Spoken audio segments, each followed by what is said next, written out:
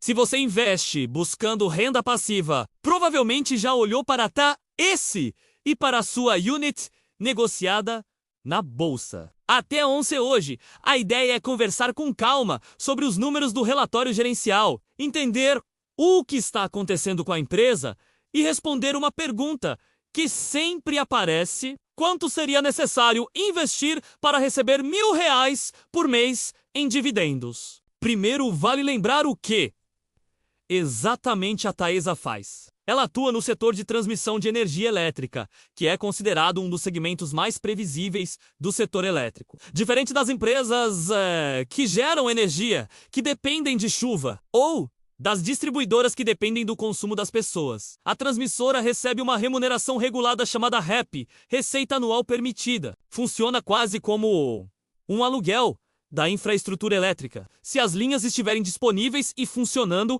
a empresa recebe. É por isso que transmissoras costumam ter fluxo de caixa estável e acabam ficando no radar de quem busca renda passiva. O relatório mostra que a receita líquida regulatória nos 9 primeiros meses de 2025 ficou próxima de R$ 1,8 bilhão,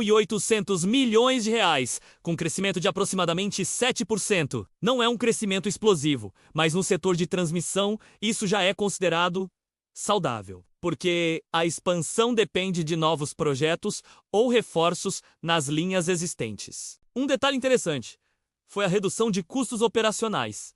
O UP/X caiu cerca de 3%. Parece pouco quando falamos em porcentagem, mas estamos falando de centenas de milhões de reais. Na prática, isso significa que a empresa conseguiu operar suas linhas gastando menos dinheiro. Quando juntamos receita maior com custos menores, aparece o resultado no EBITDA regulatório, que passou de R$ 1,5 bilhão, crescendo cerca de 9%. Isso mostra que a empresa continua com margens muito fortes, algo típico das transmissoras. O lucro líquido regulatório ficou em torno de R$ 800 milhões no acumulado do ano, com crescimento de cerca de 2,5%. Para quem busca dividendos, estabilidade no lucro muitas vezes é mais importante do que crescimento acelerado. Outro ponto que chama atenção é o volume de investimentos. O CAPEX praticamente dobrou em relação ao ano anterior, ultrapassando R$ 1,2 bilhão.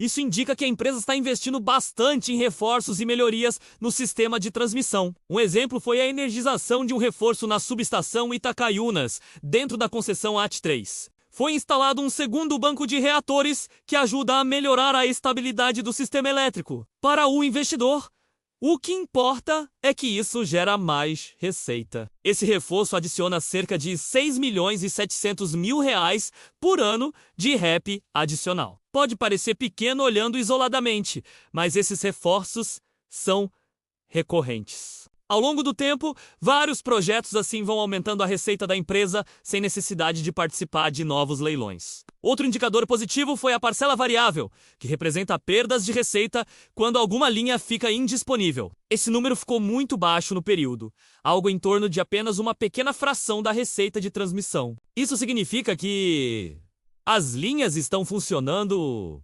praticamente o tempo todo. Agora, chegamos ao ponto que muita gente observa quando analisa a empresa: os dividendos. No trimestre, foram anunciados mais de R$ 300 milhões em proventos. Isso reforça a reputação da empresa como uma das pagadoras tradicionais de dividendos da Bolsa Brasileira. Mas é importante lembrar que o dividend yield da empresa já foi maior no passado. Em alguns períodos, chegou a ultrapassar 10% ou até 15% ao ano. Hoje ele costuma ficar em uma faixa mais próxima de 7% a 9% ao ano, dependendo do preço da ação. E aqui entra a atualização importante. Considerando uma cotação recente de aproximadamente R$ 42,20 por unidade da TA11, o cálculo de renda muda um pouco.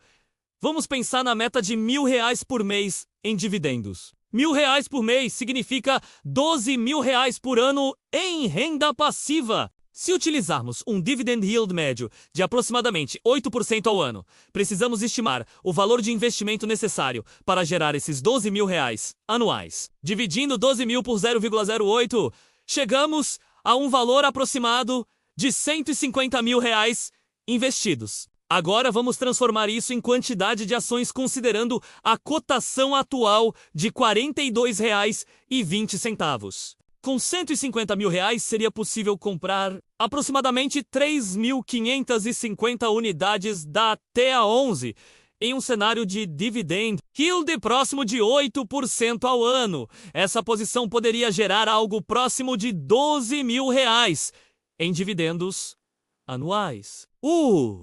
Que equivale aproximadamente a R$ 1.000 por mês em renda passiva. Claro que isso é uma estimativa. Dividendos variam ao longo do tempo e o preço da ação também muda. Em alguns anos, a renda pode ser maior, em outros um pouco menor. Mas esse cálculo ajuda a visualizar uma coisa importante. Renda passiva na bolsa normalmente exige patrimônio. Pouca gente começa investindo R$ 150 mil de uma vez. Na maioria dos casos, esse patrimônio é construído ao longo dos anos, com aportes mensais e reinvestimento dos dividendos. E é justamente nesse cenário que empresas de transmissão acabam fazendo sentido. Elas podem não ser as ações mais emocionantes da bolsa. Você dificilmente vai ver alguém vibrando porque a empresa instalou um reator novo em uma subestação no meio do sistema elétrico brasileiro. Mas enquanto o mercado discute modas e tendências, a transmissora continua fazendo algo muito simples: